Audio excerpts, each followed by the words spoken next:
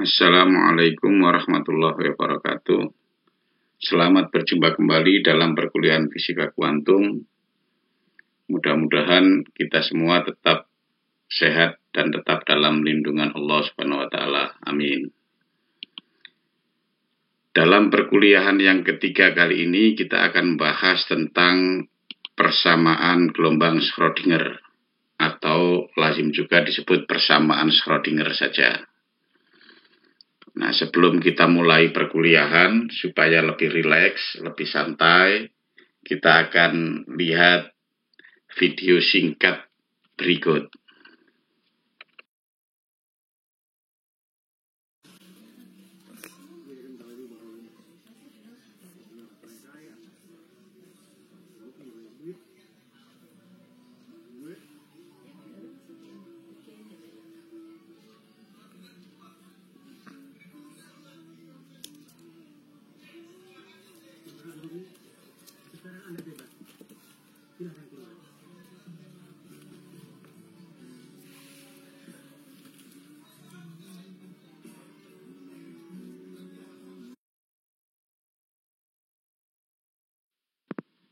Kucing.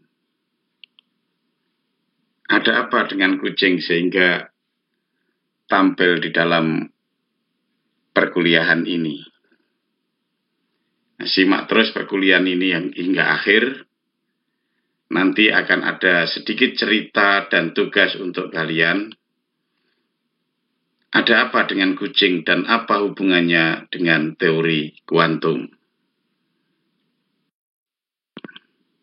Baik, kita akan lanjutkan perkuliahan mengenai persamaan Schrödinger. Dalil Max Planck dan hipotesis de Broglie mengisyaratkan perlunya konsep baru tentang alam mikro. Terkait dengan hal itu,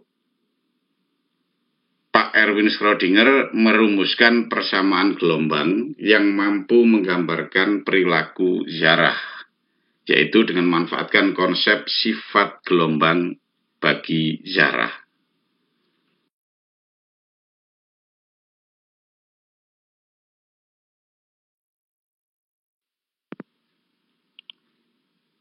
Proses mendapatkan persamaan gerak kuantum.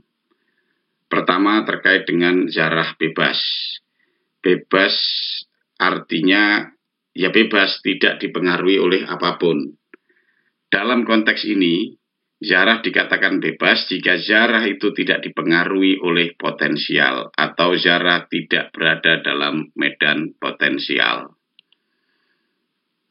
Secara klasik, energi E zarah bebas yang bermassa M dalam satu dimensi dinyatakan sebagai E sama dengan P kuadrat per 2M. Dengan P adalah momentum zarah dan M adalah massa zarah.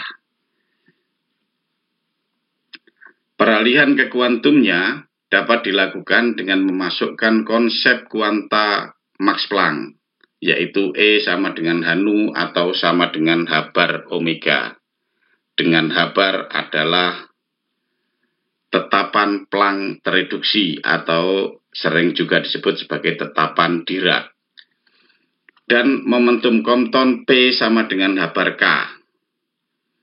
Sehingga ungkapan paket gelombang F sebagai fungsi dari X dan T sama dengan integral GK E pangkat I KX min omega T dk dapat dituliskan sebagai C sebagai fungsi dari X, T sama dengan N integral dari minus tak hingga sampai tak hingga VP E pangkat I dalam kurung PX min ET per H bar dP. Nah, kita perhatikan. N itu sama dengan 1 per akar 2 pi H bar yang merupakan tetapan penormalan. Untuk mendapatkan tetapan penormalan ini kita akan pelajari lebih lanjut pada kuliah selanjutnya. Nah, kita lihat bahwa K dari hubungan P sama dengan H bar K, maka K itu sama dengan P per H bar. Sementara omega yang menyatakan frekuensi itu sama dengan E per H bar. Jadi sebagai catatan kita lihat bahwa H bar yang merupakan tetapan Dirac itu sama dengan H per 2pi atau tetapan Planck tereduksi. Kemudian omega itu sama dengan 2pi nu, dengan nu itu adalah frekuensi linier.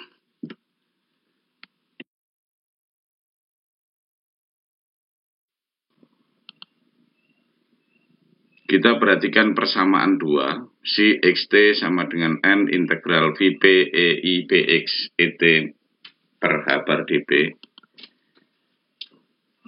Penurunan sekali persamaan 2 terhadap T menghasilkan persamaan 3, yaitu do V do T sama dengan n integral min tak hingga sampai tak hingga Vp min I E per H bar E pangkat I Bx min ET per H bar dp.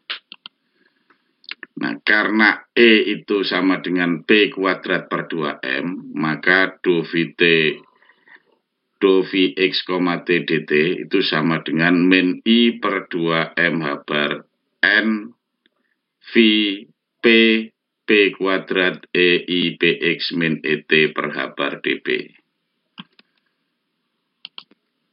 Nah, selanjutnya penurunan 2 kali persamaan 2 terhadap X akan menghasilkan persamaan 4.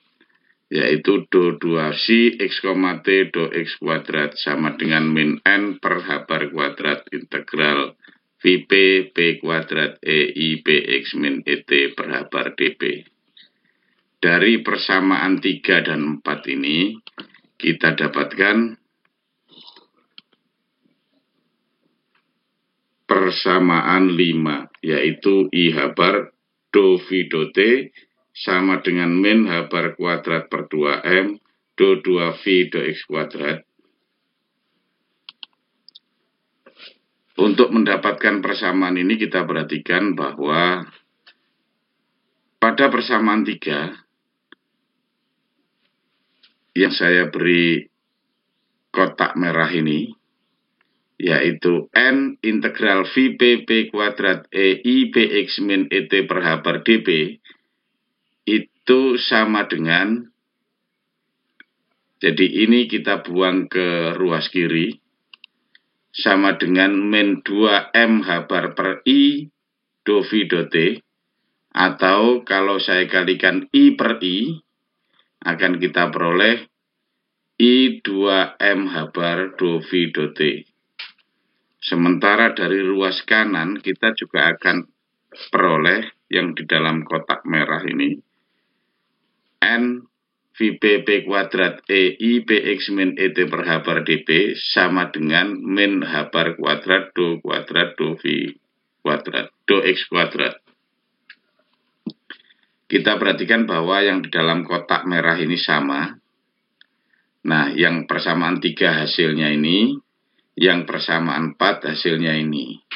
Berarti ini I2M H bar do V do T itu sama dengan min H bar kuadrat do 2 do V kuadrat. Nah, kalau kita atur-atur sedikit jadilah persamaan 5. Nah, persamaan 5 ini merupakan persamaan gerak kuantum untuk zarah bebas bermatra 1 atau berdimensi 1. Dengan C diberikan oleh persamaan 2. Dengan kata lain, kalau kita pecahkan persamaan 5 ini, atau kita selesaikan persamaan 5, akan diperoleh persamaan 2. Jadi persamaan 2 merupakan solusi dari persamaan 5. Jadi sekali lagi, persamaan integral itu, persamaan diferensial, kalau misalkan ada do V do T sama dengan min H bar kuadrat per 2M do kuadrat psi do X kuadrat. Ini artinya persamaan diferensial orde 2 dalam X dan orde 1 dalam T. Nah, kalau ada persamaan diferensial seperti ini, sebenarnya yang mau kita cari itu adalah si XT-nya sama dengan apa. Nah, kalau persamaan diferensialnya seperti ini, maka si XT-nya itu sama dengan ini. Jadi si XT itu merupakan solusi dari persamaan diferensial ini.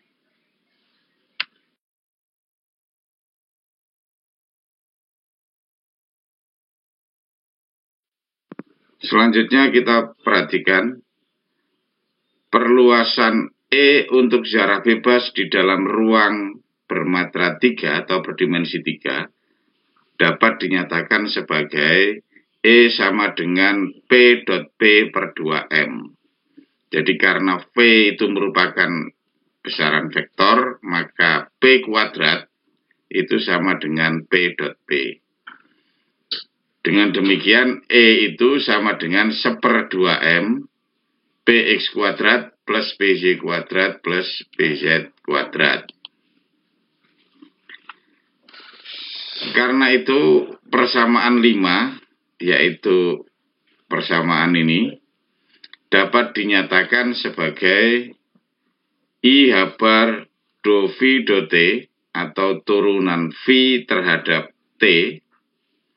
Sekarang kita gunakan R vektor, jadi C sebagai fungsi R, T, karena di dalam ruang berdimensi atau bermatra 3. Jadi I H bar do V do T sama dengan min H bar kuadrat per 2M do kuadrat do V kuadrat, maknanya turunan kedua terhadap X, ditambah do kuadrat do Y kuadrat plus do kuadrat do Z kuadrat si R, T sama dengan min H bar kuadrat per 2M nabla kuadrat si R, T. Nah, nabla kuadrat ini sama dengan do kuadrat do X kuadrat plus do kuadrat do Y kuadrat plus do kuadrat do Z kuadrat yang sering disebut sebagai operator Laplace. Nah, persamaan 7 itu si R, T-nya itu sama dengan si R, T sama dengan N integral lipat 3 dari min tak hingga pi E pangkat I P dot R min ET per H bar dpx dpy dpz. Jadi persamaan 8 ini merupakan solusi dari persamaan 7. Dengan N merupakan tetapan penormalan yang jika dihitung nilainya 2 pi H bar min 3 per 2 atau 1/2 pi H bar pangkat 3.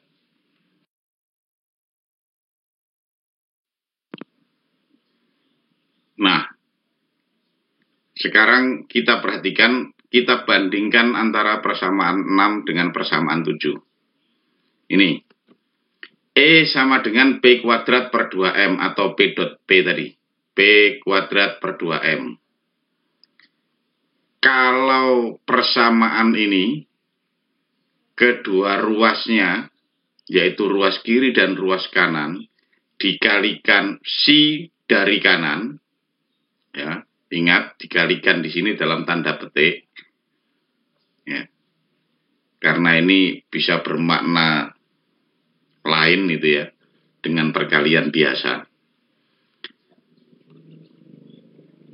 Maka kita bisa dapatkan dari persamaan 6 itu E si R, T sama dengan P kuadrat per 2M si R, T. Nah, perhatikan. Dari persamaan 7 kita mempunyai persamaan I H bar do T si RT sama dengan minus H bar kuadrat nabla kuadrat per 2M si RT. Kalau kita bandingkan persamaan 7 dengan persamaan 6 ini, maka seolah-olah ada kesepadanan antara E dengan operator diferensial ini, yaitu operator diferensial turunan pertama terhadap waktu, dan P kuadrat per 2M, dengan operator diferensial minus H bar kuadrat per 2M nabla kuadrat. Jadi terdapat kesepadanan antara E dengan minus IH bar do T dan P dengan minus IH bar nabla. Jadi terdapat kesepadanan antara energi E, momentum E, dan operator diferensial sebagaimana yang diberikan oleh persamaan 9. Kalau dalam satu dimensi, E sepadan dengan IH bar do T, PX, P arah X maksudnya, sepadan dengan min IH bar do X. Nah, operator diferensial di atas, yaitu IH bar do T maupun minus IH bar nabla, ini bekerja pada fungsi gelombang si R, T. Di sini R di sini saya tulis tebal. R tebal ini bermakna R vektor, maksudnya sama dengan kalau kita tuliskan R miring dan ada tanda vektor. Bentuk kesepadanan itu nantinya akan digunakan untuk membangun persamaan gerak kuantum dari bentuk energi klasik.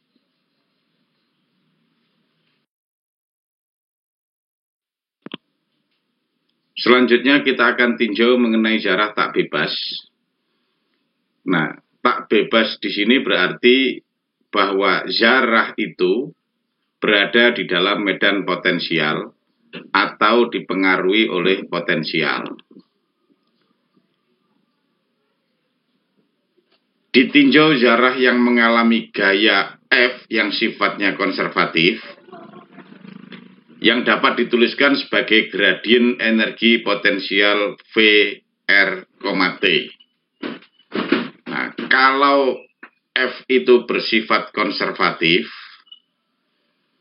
maka secara matematis curl F itu sama dengan 0. Kalau curl F sama dengan 0,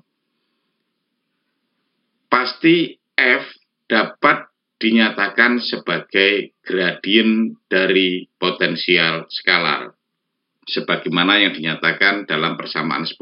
Jadi F sama dengan min grad V R, T. Ketika kita mendengar F atau gaya konservatif, nah mestinya kita berpikir gaya konservatif itu gaya yang bagaimana. Nah, untuk itu Anda buka kembali atau Anda pelajari kembali fisika dasar yang terkait dengan gaya konservatif. Untuk sistem itu, atau sistem jarah tak bebas, atau sistem jarah yang dipengaruhi oleh VRT atau oleh potensial V, energi total jarah E dapat dinyatakan sebagai E sama dengan P kuadrat atau P dot P per 2M plus VR, T persamaan 11. Persamaan gerak kuantum jarah di dalam potensial VRT dapat diperoleh dengan mengalihkan fungsi gelombang VRT dari kanan pada kedua ruas persamaan 11. Ingat, mengalihkan di sini dalam tanda petik. Ya, nanti akan menjadi jelas pada perkuliahan berikutnya. Jadi dengan mengalihkan si R, T dari kanan, kita akan peroleh persamaan 12. Yaitu E si RT sama dengan P dot P atau P kuadrat per 2M plus VRT si R, T.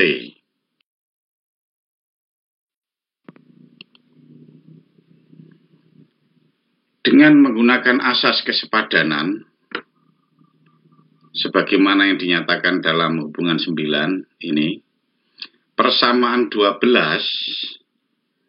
menjadi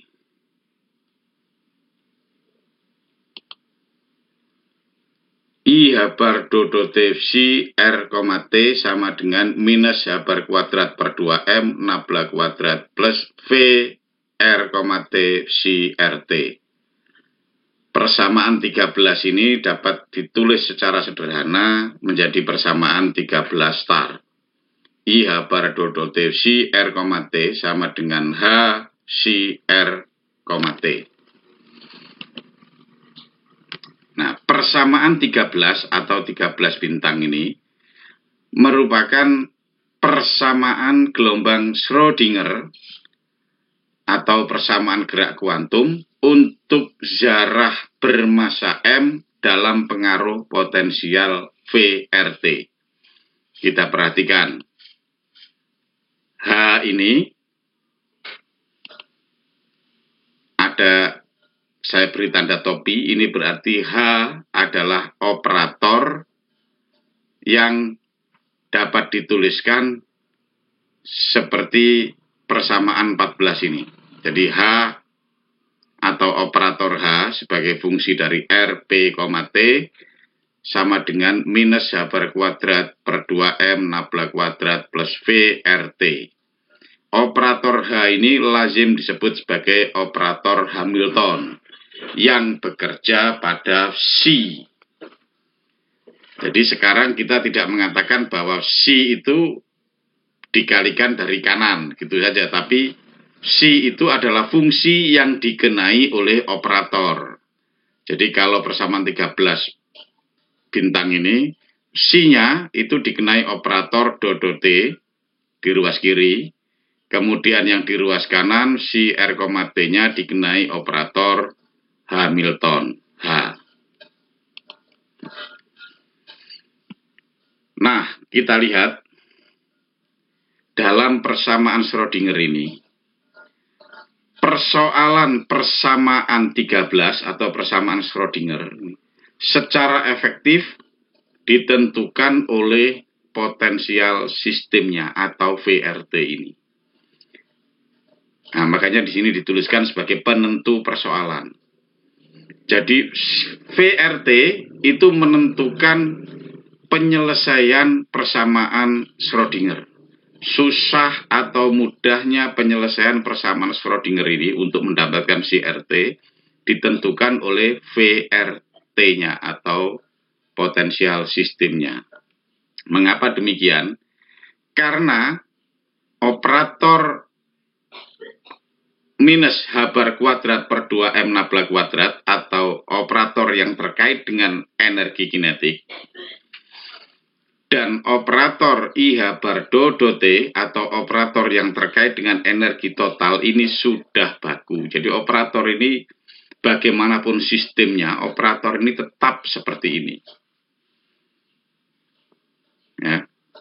Nah, maka itu dikatakan bahwa jika persamaan Schrödinger adalah mesin proses, misalkan kita anggap begitu, jadi kita anggap mesin persamaan Schrödinger itu adalah mesin proses yang penyelesaiannya merupakan luarannya atau outputnya, maka potensial sistem ini dapat dianggap sebagai inputnya atau masukannya. Itu. Jadi keluarannya nanti, luarannya atau outputnya itu akan bergantung pada inputnya. Nah, inputnya ini adalah C, R, T itu.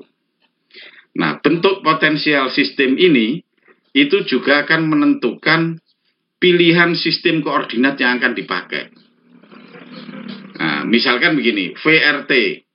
Jadi ada elektron di dalam potensial inti atau di dalam pengaruh potensial inti di dalam atom. Nah, karena bentuk potensialnya, maka kita akan sangat lebih mudah, dalam tanda petik, jika kita menggunakan sistem koordinat kutub bola atau polar sferis, alih-alih sistem koordinat kartesius.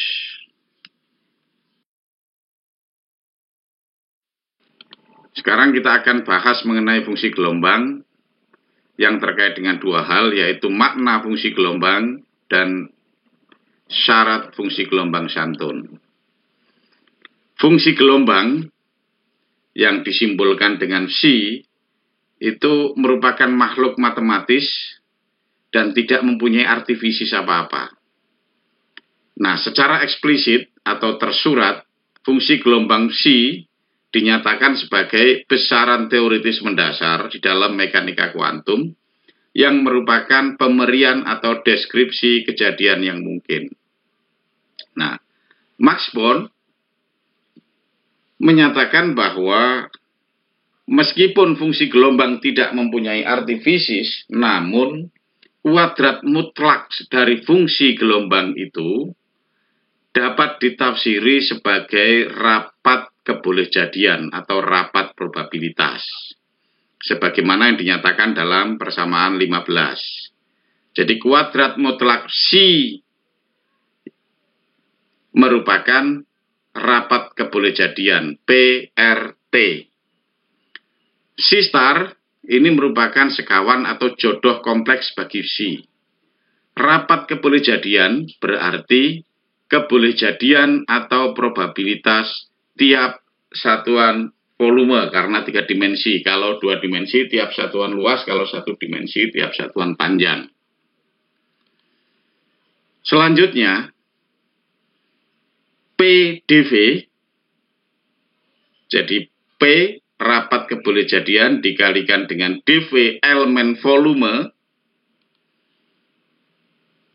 itu menyatakan kebolehjadian untuk mendapatkan zarah atau kebolehjadian keberadaan zarah yang diberikan atau dideskripsikan oleh psi fungsi gelombang di dalam unsur volume dV di sekitar titik R pada saat T. Jika zarah itu memang ada di dalam ruangan itu, maka PDV integral ruangnya itu harus sama dengan 1. Jadi integral ruang PDV sama dengan 1. Artinya partikel itu ada. Kalau sama dengan 0 berarti partikel itu tidak ada. Nah, karena P itu adalah kuadrat mutlak dari fungsi gelombang atau yang dapat dituliskan sebagai psi star psi, maka fungsi gelombang yang memenuhi syarat sebagaimana dinyatakan dalam persamaan 17 dikatakan sebagai fungsi gelombang yang ternormalkan. Nah, dengan menggunakan persamaan 17 ini kita dapat memperoleh faktor penormalan sebagaimana yang telah ditunjukkan pada tampilan atau slide sebelumnya, yaitu N. Misalkan N sama dengan akar 2pi habar atau N sama dengan 2pi habar pangkat minus 3/2. Itu adalah faktor penormalan yang diperoleh melalui syarat penormalan, yaitu persamaan 17.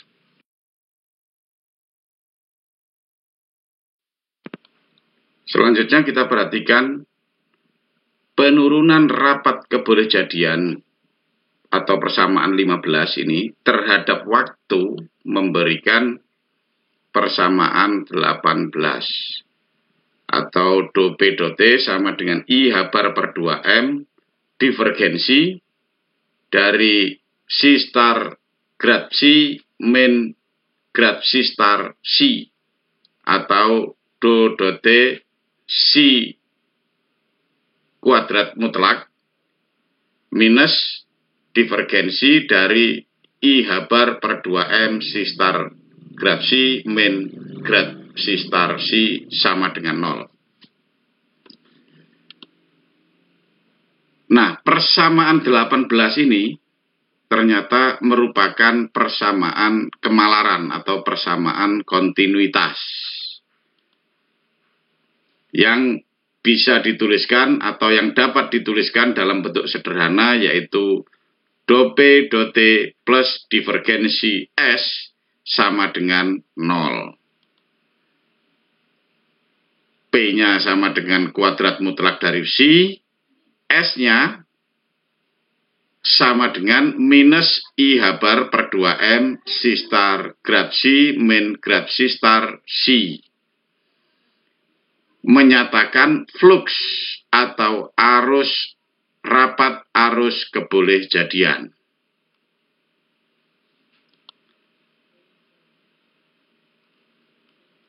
Tafsiran kebolehjadian bagi fungsi yang ternormalkan menyatakan bahwa zarah ada di dalam ruang.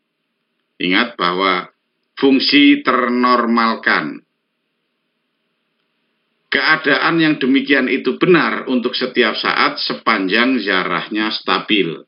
Karena itu, kebolehjadian total itu harus lestari atau harus kekal. Dengan kata lain, kuadrat mutlak dari C itu harus tak bergantung atau tak gayut waktu. Nah, secara matematis, pernyataan di atas atau pernyataan itu dapat dinyatakan sebagaimana yang dituliskan dalam persamaan 20, yaitu dot T integral volume terhadap kuadrat mutlak fungsi gelombang itu harus sama dengan 0. Jadi dot T C kuadrat integral terhadap volume sama dengan 0. Nah, ini yang merupakan turunan rapat probabilitas terhadap waktu. Nah, kalau kita perhatikan persamaan 19, kalau integral dP/dt terhadap volume ini sama dengan 0, maka integral volume dari divergensi S harus sama dengan 0. Nah, integral volume ini dalam analisis vektor kita tahu bahwa integral ini sama dengan integral luasan S dot N d sigma. Sigma ini menyatakan luasan, itu harus sama dengan 0. Nah, persamaan 20 ini menyatakan bahwa tidak ada arus kebolehjadian yang keluar maupun masuk melalui permukaan ruang. Ya, jadi S dot N d sigma sama dengan 0. S dot N ini adalah flux atau rapat arus kebolehjadian, ya, jika diintegralkan terhadap ruang itu sama dengan 0, berarti tidak ada arus yang masuk maupun keluar pada permukaan itu. Ya. Maknanya apa? Berarti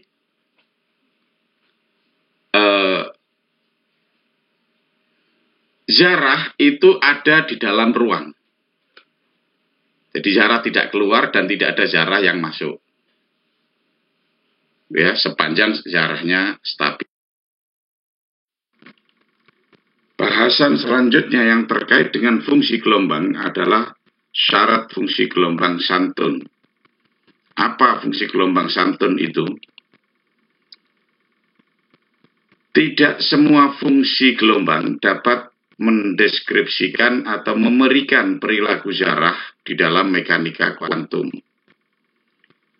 Fungsi gelombang yang dapat dipakai untuk mendeskripsikan atau memberikan perilaku zarah dikatakan sebagai fungsi gelombang santun.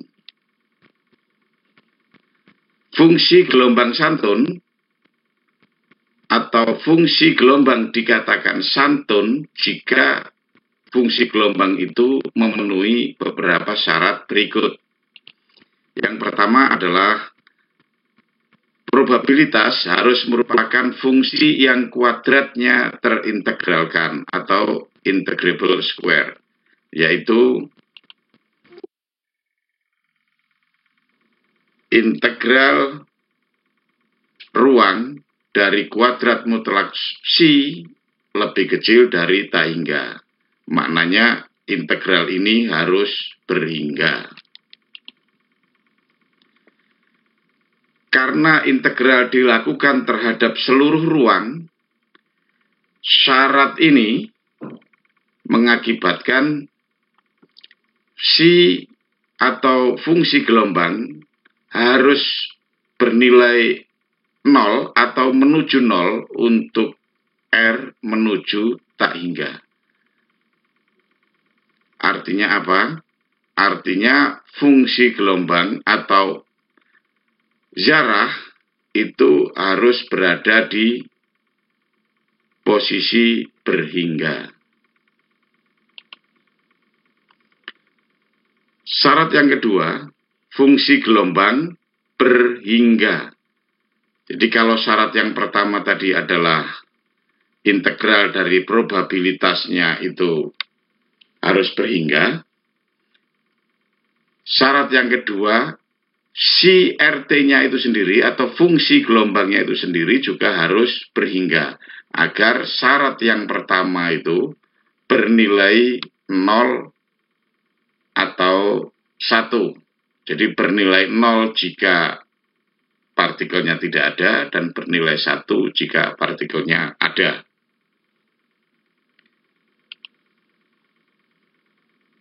Sebagai syarat ketiga,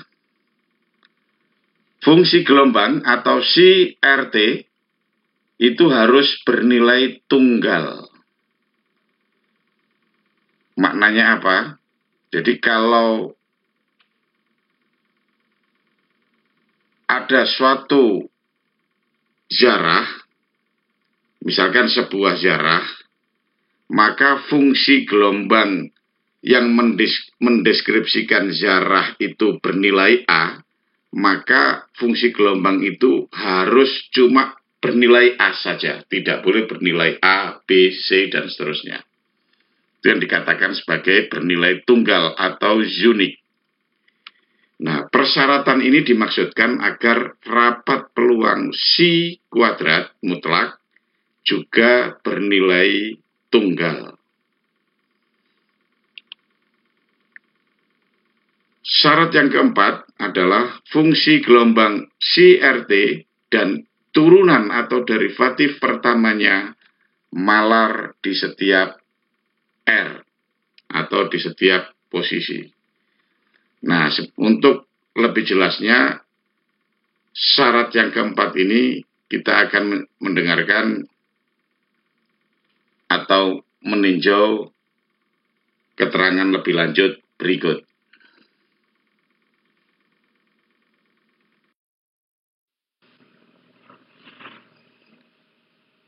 Nah, sebagai keterangan lebih lanjut, syarat kemalaran turunan pertama bagi psi dapat dipahami sebagai berikut. Kita perhatikan persamaan Schrödinger satu dimensi atau bermatra 1.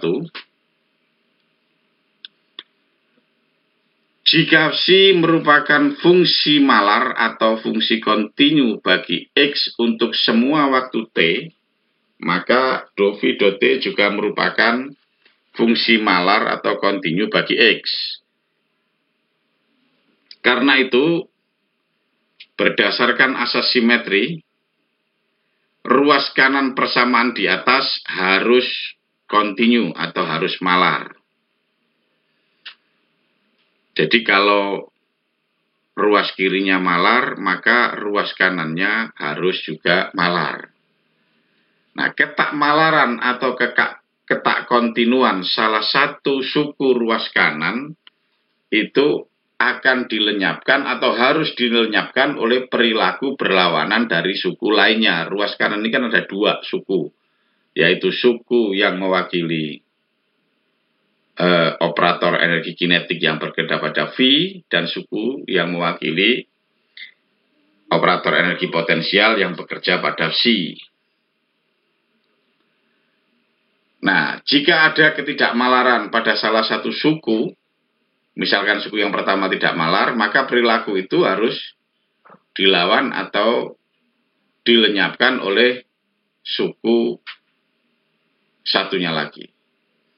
Misalkan, jika potensial V dan mempunyai ketakmalaran berhingga di titik X sama dengan A, jadi potensial V-nya tidak malar di titik X sama dengan A, maka turunan kedua psi terhadap posisi atau do 2 psi do X kuadrat juga mempunyai ketakmalaran berhingga di X sama dengan A. Nah, hal ini berarti do psi do X harus malar di A, tetapi kemiringannya, yakni do kuadrat psi do X kuadrat di sebelah kiri A, tidak sama dengan kemiringannya di sebelah kanan A. Jadi maknanya, jika V-nya misalkan ada ketakmalaran di X sama dengan A, maka turunan kedua fungsi terhadap posisinya juga harus takmalar, mempunyai ketakmalaran berhingga di X sama dengan A. Namun meskipun turunan keduanya tidak malar di X sama dengan A, turunan satu terhadap psi-nya tetap harus malar di A. Ya, turunan yang pertamanya.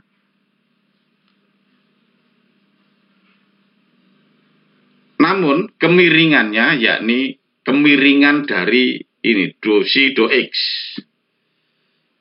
yaitu merupakan turunan kedua dari psi terhadap X. Turunan kedua dari psi terhadap X itu merupakan kemiringan dari do psi do X.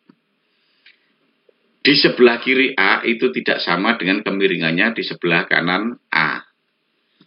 Jadi kalau di sebelah kirinya itu kemiringannya ke atas, di sebelah kanan kemiringannya ke bawah. Gitu.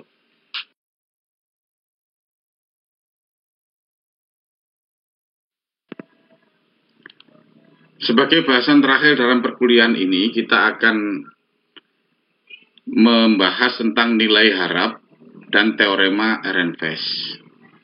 Sebelumnya, di dalam fisika sebenarnya apa yang hendak kita cari?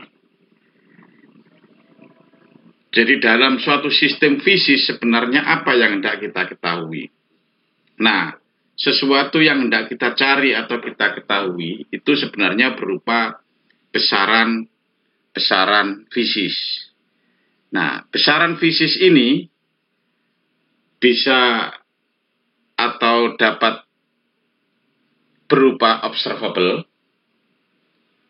atau dapat berupa parameter.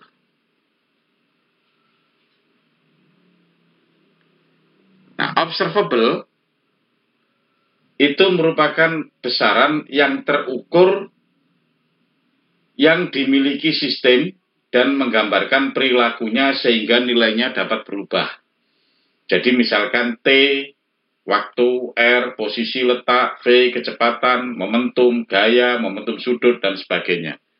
Sedangkan parameter adalah atau merupakan besaran yang merupakan atribut penyusun sistem yang mencirikan identitasnya dan bernilai tetap. Ya, misalnya M, massa, Q, muatan listrik, sigma, konduktivitas, dan sebagainya. Jadi kalau observable itu, singkatnya, itu menggambarkan perilaku. Sesuatu atau besaran fisika yang menggambarkan perilakunya. Sehingga nilainya dapat berubah. Kalau parameter, itu sesuatu yang sudah menjadi atribut atau melekat pada sistem itu. Ya, yang mencirikan identitasnya. Nah, misalkan massa dari suatu benda itu tidak berubah. Muatan listrik juga begitu. Kemudian konduktivitas itu sudah merupakan sifat dari bahan. Nah, itu dikatakan sebagai parameter. Nah, terkait dengan nilai harap ini akan meninjau bagaimana kita bisa mengukur observable. Ya. Jadi, bagaimana kita bisa mengukur besaran fisis ya, yang berupa observable yang dimiliki oleh sistem. Apakah seperti dalam teori klasik, yaitu kita bisa langsung mengukur X, posisi, kita bisa langsung mengukur P, momentum, dengan mengukur kecepatannya dan sebagainya, atau bagaimana? Nah, sekarang ditinjau kedudukan rata X atau posisi rata-rata sejumlah zarah identik, jadi zarahnya ada banyak begitu. Nah, posisi rata-rata zarah itu atau terkumpul di mana? Ya, yang terdistribusi atau terakih sepanjang sumbu X. Ini kita tinjau satu dimensi dulu. Jadi sedemikian hingga terdapat N1 zarah pada X1. Jadi ada sejumlah N1 zarah pada X1. Ada sejumlah N2 zarah pada X2 dan seterusnya. Nah, kedudukan rata pada kasus ini sama dengan pusat massa distribusi itu. Sehingga kita bisa nyatakan sebagaimana persamaan 21. Yaitu X rata itu sama dengan N1 X1 plus N2 X2 plus dan seterusnya dibagi dengan N1 plus N2 plus N3. Atau kalau dalam bentuk yang lebih elegan yaitu dalam bentuk sigma, kita tulis sebagai sigma NI XI dibagi sigma NI dengan I berjalan dari 1 sampai hingga sampai N, katakanlah begitu. Nah, selanjutnya, jika yang dipersoalkan adalah sebuah zarah, kita akan meninjau sebuah zarah. Ya. Maka bilangan NI, yaitu jumlah zarah pada posisi ke XI, diganti dengan peluang PI, yaitu rapat probabilitas atau probabilitas untuk mendapatkan zarah itu pada selang DX di XI. Nah, jadi ini tolong diulang-ulang kalimat ini supaya Anda paham gitu ya. Nah, jadi jika yang dipersoalkan adalah sebuah zarah, maka bilangan NI bagi zarah pada XI, ya, jadi kalau di sebelumnya dalam teori klasik itu ada NI buah zarah pada posisi XI, sekarang diganti dengan peluang atau probabilitas keberadaan zarah yang diperoleh pada selang DX di XI. Nah, besar peluang itu adalah bisa kita nyatakan sebagai PI sama dengan kuadrat mutlak dari fungsi I, fungsi ke I, DX. Jadi si I ini merupakan fungsi gelombang yang berada pada posisi XI.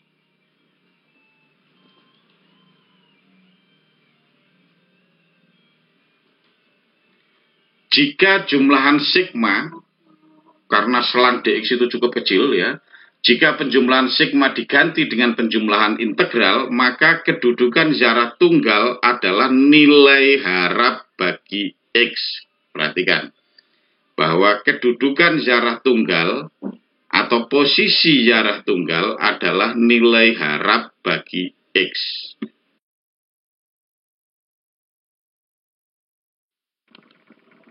Jadi, kita dapat menuliskan nilai harap bagi X sama dengan integral X kuadrat mutlak si DX dibagi integral kuadrat mutlak si DX sebagaimana dinyatakan dalam persamaan 23 ini. Jika si ternormalkan, maka integral kuadrat mutlak si DX itu sama dengan 1 sebagaimana yang merupakan syarat dari fungsi gelombang ternormalisasi. Dengan demikian, X atau nilai harap X itu sama dengan integral X kuadrat mutlak si kuadrat DX.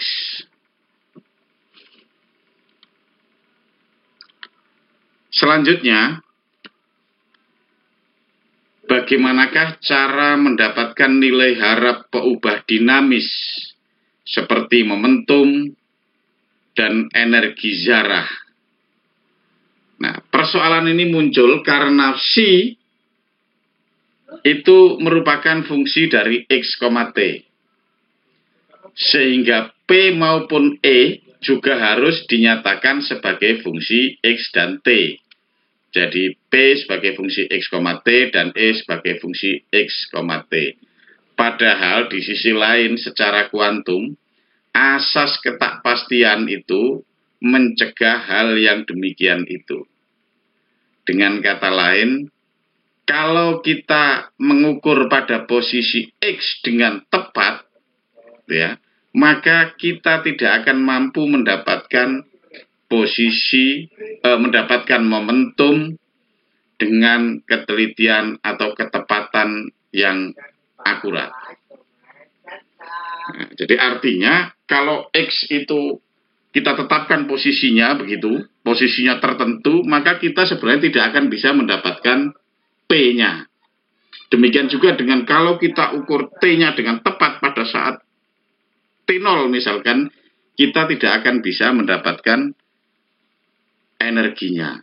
Atau kalau posisinya pengukurannya itu ketakpastiannya kecil sekali, jadi semakin pasti, maka ketakpastian momentumnya akan semakin besar. Demikian juga dengan kalau ketakpastian waktunya itu kecil sekali atau semakin pasti waktunya, maka ketakpastian energinya semakin besar. Artinya energinya semakin tidak terukur.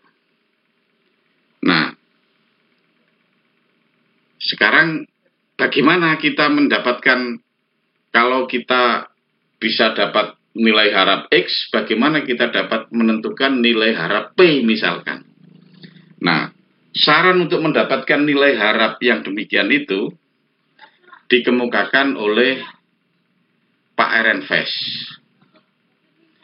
Dengan melihat asas kesepadanan yaitu P itu kita anggap sebagai operator diferensial minus I habar dodo X dan E juga dianggap sebagai operator diferensial minus I habar dodo T. Nah, secara umum nilai harap peubah dinamis A itu dapat dinyatakan sebagai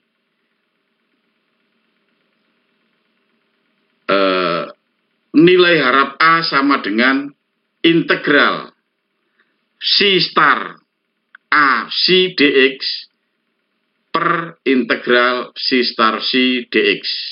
Jadi yang bagian bawah itu seperti persamaan 23 di atas.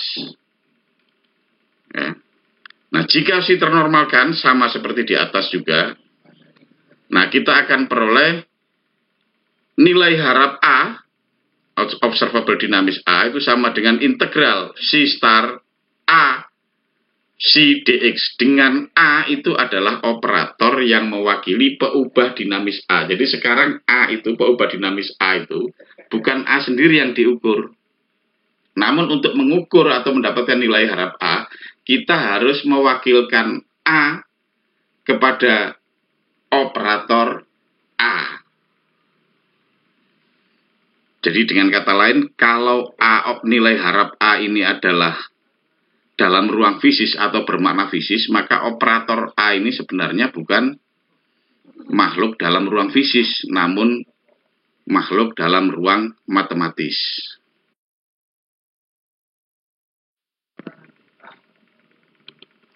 Nah, untuk memperjelas bagaimana kita dapat memperoleh nilai harap P atau nilai harap momentum, jika kita telah mengetahui nilai harap posisinya, kita perhatikan contoh berikut. Nah, nilai harap peubah X dapat dinyatakan seperti ini. Jadi X sama dengan integral C star X operator C dx. Ya, jadi X itu mewakili operator atau operator yang mewakili peubah X. Nah, kita perhatikan nilai rata momentum Px. Ya, sebagaimana yang telah disebutkan, kita tidak mempunyai cara untuk menuliskan Px dalam bentuk X. Karena apa? Dibatasi oleh ketidakpastian Heisenberg. Nah, untuk itu kita akan mencoba untuk mendekati persoalan itu dengan menggunakan analogi klasik, yaitu dengan menuliskan Px, kalau dalam klasik kan Px itu sama dengan M kali V atau M dx dt. Nah, karena X-nya ini berupa nilai harap, maka nilai harap Px secara klasik dapat kita nyatakan sebagai M ddt atau turunan nilai harap X terhadap T.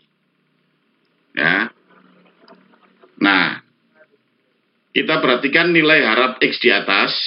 Nah, nilai harap ini kalau kita turunkan terhadap T akan menghasilkan persamaan ini. Ya. Nah. Selanjutnya dengan menggunakan persamaan Schrödinger untuk zarah bebas,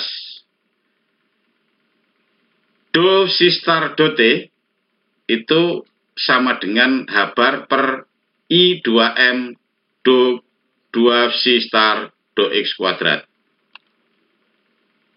Nah, sementara yang do C do T itu sama dengan minus H bar per I 2M do 2C do X kuadrat. Jadi yang ini, yang turunan dari fungsi star ini, C star, atau turunan terhadap waktu dari sekawan kompleks fungsi C, itu tidak ada minusnya. Karena I-nya, kalau sekawan kompleksnya itu jadi min I dan min I jadi I. Seperti ini.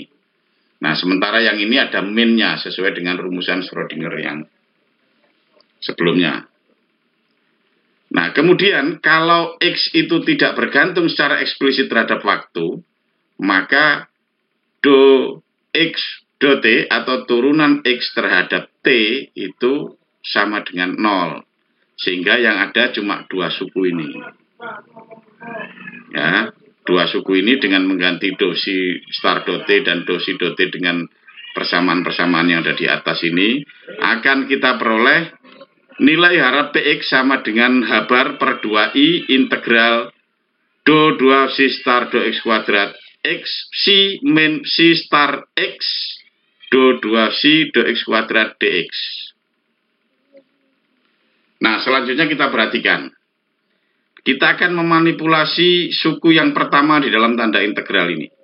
Suku yang pertama di dalam tanda integral ini bisa kita nyatakan sebagai persamaan ini.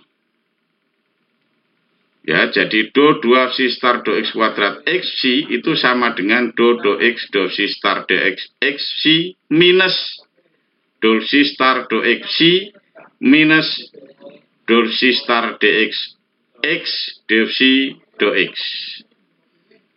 Jadi ini Anda turunkan, mudahnya begitu, Anda turunkan ini dulu. Kalau do X do C star dx XC itu diuraikan, yaitu turunan terhadap X dari fungsi yang di dalam tanda kurung ini, itu akan menghasilkan ini, kemudian ditambah dengan ini, ditambah dengan ini. Sehingga persamaan yang di atas ini, itu sama dengan ini, yang Anda turunkan tadi, dikurangi dengan ini, dikurangi dengan ini. Nah, sekarang yang terakhir ini, ya, jadi do C star do X, X do C do X, itu sama dengan ini.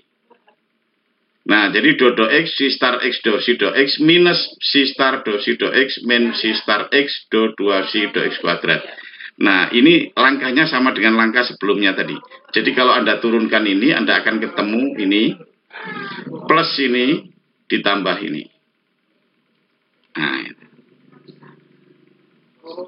Nah, untuk suku yang kedua, ini juga demikian, sama seperti sebelumnya, yaitu ini akan sama dengan ini.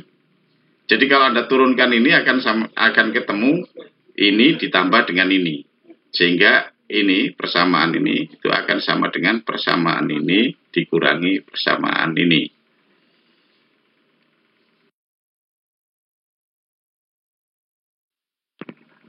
Nah, dari hasil di atas atau dari uraian di atas kita dapat memperoleh nilai harap PX, yaitu nilai harap PX sama dengan H bar per 2I dan seterusnya ini. Nah, yang jika kita kelompokkan atau kita atur-atur akan kita peroleh nilai harap PX sama dengan H bar per 2I dan seterusnya ini. Nah, karena untuk fungsi yang kuadratnya terintegralkan atau integrable square, integral bagi derivatif itu sama dengan 0. Jadi kita perhatikan yang di sini nih, integral dari derivatif ini sama dengan 0, maka suku yang pertama di ruas kanan ini sama dengan 0. Nah, sehingga kita dapatkan nilai harap dari PX itu sama dengan integral C star H bar per I dodo X C dx atau integral dari C star minus IH bar dodo X C dx. Nah, dari sini kita dapat peroleh karena nilai harap bagi PX itu diwakili oleh operatornya, yaitu operator PX, dan dituliskan sebagai integral C star PX dx,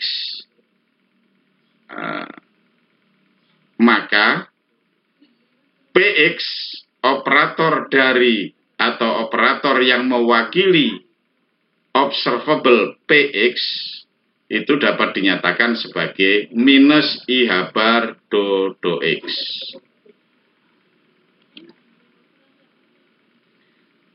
Nah, secara umum kita dapat katakan bahwa nilai harap dari fPX atau fungsi dari PX itu sama dengan integral bagi C star fungsi dari operator PX, yaitu min IH bar dodo X C dx.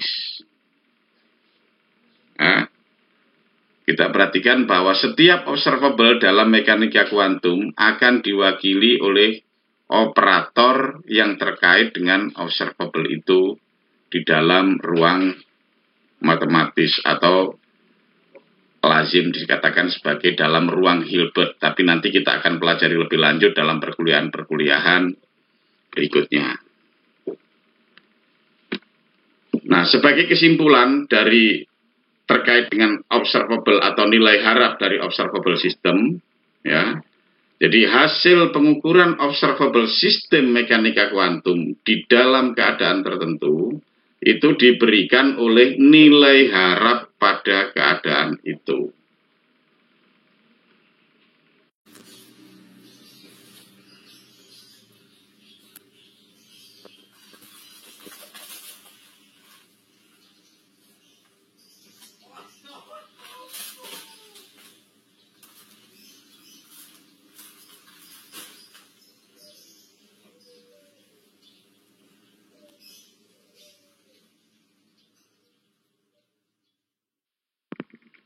Sebagaimana yang telah saya kemukakan di awal perkuliahan ini, mengapa kucing kok kita selipkan sebagai video singkat. Jadi ceritanya seperti ini. Ketika saya kuliah dulu, itu salah seorang pembimbing dan guru saya, yaitu Yang Mulia Pak Muslim rahimahullah, beliau merekomendasikan saya untuk mempelajari buku kuantumnya Griffith. Nah, kata beliau, buku kuantum, fisika kuantumnya Griffith itu sangat bagus. Nah, kemudian buku itu saya cari dan dapat. Nah, ada hal yang menarik di situ. Biasanya kalau buku-buku model kuantum, buku-buku fisika itu, apalagi fisika yang terkait dengan alam mikro, alam lelembut itu, Nah, itu biasanya gambarnya itu serem-serem. Jadi misalkan gambar atom, kemudian gambar nuklir, dan sebagainya. Namun di bukunya Griffith itu aneh. Gambar sampulnya itu ternyata gambar kucing. Nah, saya bertanya-tanya, loh ini kok aneh? Gambar buku kuantum sampulnya kok bergambar kucing? Nah, akhirnya saya mikir, orang mendesain sampul ini tidak sembarangan. Sampul itu merupakan perwajahan dari seluruh apa yang dibicarakan di dalam buku itu. Ya, jadi ketika saya cari, ini mesti ada rahasianya ini gitu. Saya buka-buka buku itu, saya telusuri, ternyata memang di dalam buku itu ada cerita tentang kucing, yaitu kucing Schrödinger. Nah, atau Schrödinger cat. Nah, ternyata kucing Schrödinger ini, atau yang biasa disebut sebagai Schrödinger cat ini, itu mengandung rahasia yang luar biasa dari paradigma utama teori kuantum, yaitu yang terkait dengan paradigma probabilistik teori kuantum. Nah, jadi karena itu, mengapa saya tampilkan gambar kucing? Jadi salah satu paradigma dari mekanika kuantum di antara 3 paradigma besarnya, paradigma utamanya yaitu sifatnya probabilistik atau non-deterministik, kemudian sifatnya holistik, dan epistemologis. Nah, yang sifat probabilistik itu ternyata terwakili oleh kucing Schrödinger. Nah, karena itu sebagai tugas kalian, cari bagaimana cerita lengkapnya tentang kucing Schrödinger ini atau Schrödinger cat. Nah, cukup sekian perkuliahan kita kali ini. Mohon maaf bila ada salah dan terima kasih. Wassalamualaikum warahmatullahi wabarakatuh.